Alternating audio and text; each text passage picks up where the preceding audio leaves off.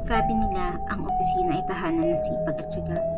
Pero kapag hating gabi na, minsan hindi na mga empleyado ang kasama mo roon, kundi mga nilalang na hindi mo dapat makita.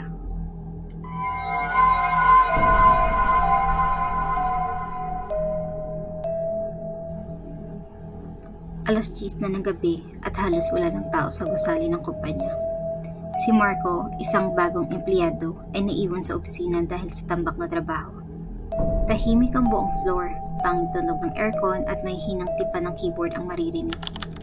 Habang sinusuri niya ang mga papel, bigla siyang nakarinig ng mahinang paglalakad sa kabilang cubicle. Napatingin siya. Wala namang tao. Binawi niyang tingin. Pero ilang sandali lang, may narinig na naman siyang tipa ng keyboard. Mabilis. Parang may kasabay siya. Tumayo siya at sinilip ang mga mesa roon. Ngunit walang laman. Ang monitor naka-off. Huminga ng malalim si Marco. Siguro stress lang to, bulong niya sa sarili. Pero nang bumalik siya sa upuan, napansin niyang may draft email na biglang nag-auto-send mula sa kanyang computer. Kahit hindi niya tinatype ang subject line, "Huwag kang bababa."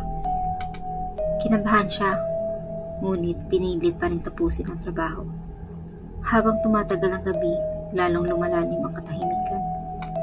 Ngunit sa katahimikan, lalong nagiging malinaw ang mga kakaibang ingay, kaluskos ng papel, may hinang halakhak, at tila may humihinga sa kanyang likod. Nilingon niya, wala. Pero sa salamin ng bintana, parang may anino sa likod niya na nakatayo nang lumingon siya. Muli, nawala ito. Nang tuluyan siyang sumuko, nagdesisyon siyang umuwi. Kinuha niya ang bag at dumiretso sa elevator. Ngunit pagdating niya roon, napansin niyang lahat ng ilaw sa hallway ay kumikislap, isa-isa, na parang may sumusunod sa kanya. Sa mismong pintuan ng elevator may naiwan pang isang post-it note nakadikit sa pader. Huwag mong iisain ang pag-uwi. Nang bumukas ang elevator, agad siyang pumasok.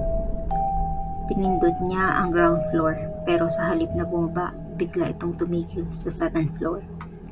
Isang palapag na matagal nang selyado dahil under renovation. Dahan-dahang bumukas ang pinto, madilim. Ngunit mula sa kadiliman may humakbang papasok, isang babaeng nakaputi.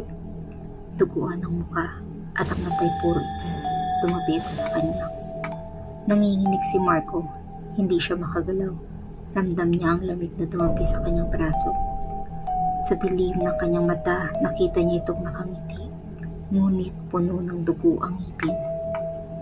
Biglang pumikit ang ilaw sa loob ng elevator. Nang bumukas muli, mag-isa na lamang siyang naroon. Ngunit sa sahig may naiwang isang ID card ng isang empleyado. Nang basahin niya ang pangalan, nanlamig siya. Marco D. Ramirez. Ngunit hindi iyon ang apelyido niya.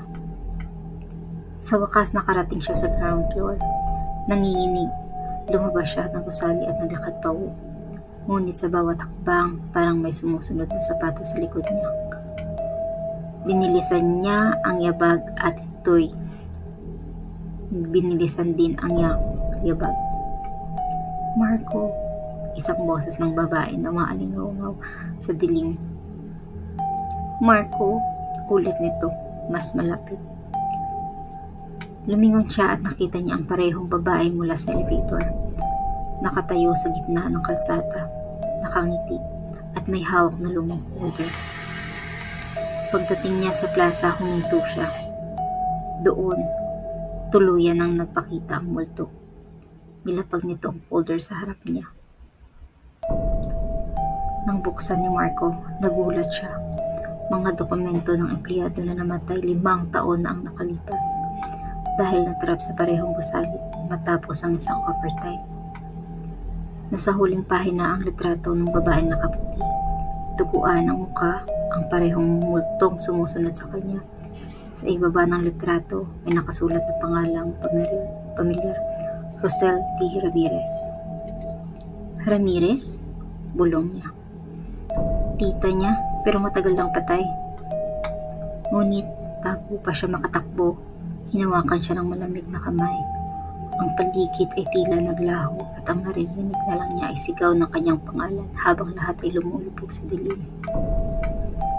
Kinabukasan, may bagong empleyado ang dumating habang nag-orientation. Nagtanong ito kung sino ang lalaking nakita niya sa cubicle kagabi. Isang lalaking matamlay, may suot ng company ID at nagtatype ng email. Nagtawanan ang mga kasama. Wala nang tao dito kagabi, iha. Baka si Marco ang nakita mo. Ngunit ang HR napakunot ang noo. Marco? Sagot niya. Walang taong empleyadong Marco dito. Sa database ng HR may isang lumang file nakalagay doon ang litrato ni Marco. Parehong-pareho sa batang empleyado kagabi. Ngunit ang date of death ay nakatatak. August 30, 2015. At sa ilalim ng